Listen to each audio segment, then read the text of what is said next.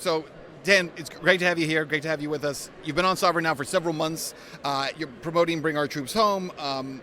Tell me about this new project, though, that you're working on. Yeah, we've got a new school that we're putting on. It's called the Political Leadership School, where we're taking our show on the road and going out to these communities, and we are training grassroots activists at the lowest level, teaching them the talking points, effective leadership, effective political tactics, how to run a campaign, how to recruit candidates, and how to change their state legislatures from the ground up. And we're doing that specifically to work on our Defend the Guard legislation.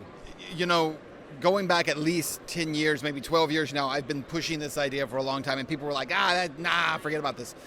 This idea that if you really want to affect local change, stop worrying about national politics so much. Start worrying about local politics. And you have so much more ability as an individual to really affect elections and change by doing that. Is that why you guys are doing this? Absolutely. You will see your state legislator at the grocery store. You'll see him at church. Your kids will go to the same school together.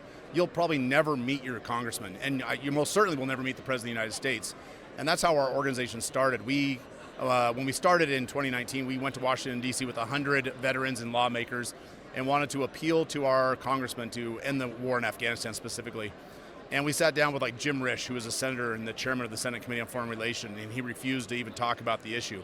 We sat down in front of Liz Cheney, and she told us that as long as she was in office, that we would never come home from Afghanistan. And we walked out of the room thinking, those people are lost. We can't affect change there, and so we went home to the states and started affecting change by writing state-specific legislation based on the 10th Amendment. And we're now in over 40 states with our legislation. We're having real change. The discussion's really happening, and our membership has grown. And politicians are learning to not only listen to us and not respect us, but even fear us, because we're starting to remove bad ones from office. We're starting to put some feathers in our cap. Yeah. This is also part of the what is it? Protect the Guard? Defend the Guard. Part of Defend the Guard. What exactly is Defend the Guard? Yeah, Defend the Guard is a state-specific bill that says that the National Guard of each state will not be allowed to go overseas to fight in foreign combat unless Congress has first declared done their job and declared war. So we say Congress should put their name on the line before we put our boots on the ground. And this bill would give the states the authority under the 10th Amendment to do that.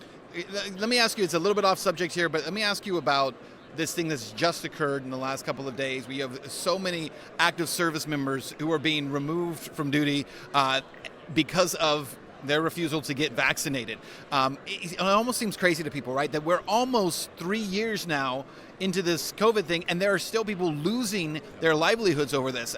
How do you see all of that? I think it's a disgrace, and I lived through that during the anthrax vaccines, where we were forced to take the anthrax vaccine, and if you refused, you were kicked out.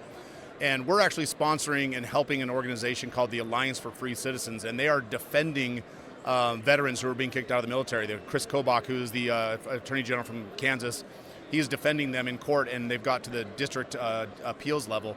And we're actually writing another piece of legislation called a Records Correction Act. If you're kicked out of the military for not taking the vaccine and you got anything other than an honorable discharge, the state legislature will correct that to an honorable discharge so you can keep your benefits. Oh, wow, that's pretty amazing.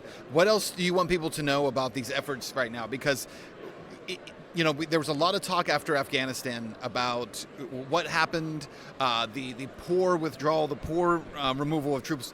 But that needed to happen. It just seemed like it happened completely the wrong way, almost to the point where, not to be conspiracy theorists here, but it almost feels like it happened that way in order to make it a mess so that we don't leave in the future. Yeah, it took a whole 3 weeks after leaving Afghanistan before we found ourselves in another war in Africa. So, I mean, really, they didn't do anything there that we didn't expect. But the withdrawal had to happen. The way it was done was an embarrassment, and it got 13 more Americans killed and hundreds left behind.